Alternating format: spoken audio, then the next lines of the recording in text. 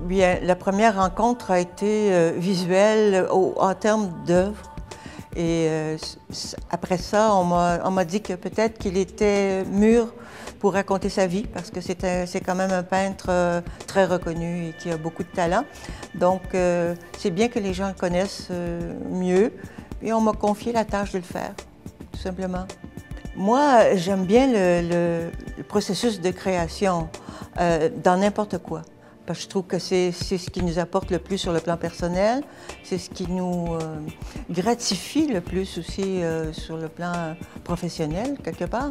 Et Charles avait beaucoup à me montrer à ce niveau-là, comment on en arrive à peindre un tableau qui a une sensibilité, en fait, qui rejoint notre sensibilité et qui nous parle.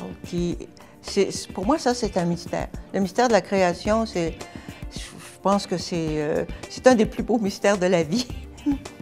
Moi, j'ai eu la grande chance d'être témoin d'un tableau qui s'est fait devant moi. Alors ça m'a permis, avec lui, une espèce d'échange qui me permettait de mieux comprendre. Et lui aussi, en même temps, de mettre des mots sur les gestes qu'il faisait pour créer ce tableau-là.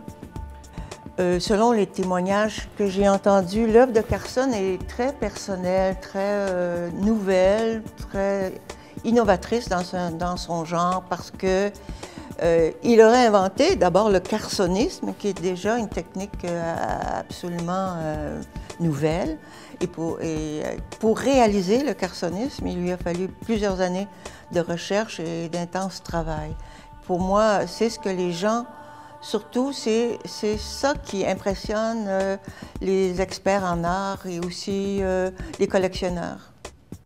Alors, pour ce qui est de Carson, Champlain-Charest a eu un coup de foudre. Il m'a dit, un regard tout à coup plus intérieur sur l'œuvre. Il a vu des tableaux qui ont frappé sa sensibilité. Et il a décidé d'y aller, parce que c'est un passionné, Champlain-Charest. Alors là, évidemment, il faut qu'il aime. Il m'a dit qu'il n'achetait pas d'œuvre s'il n'y avait pas un coup de foudre, s'il n'y avait pas un sentiment, une émotion.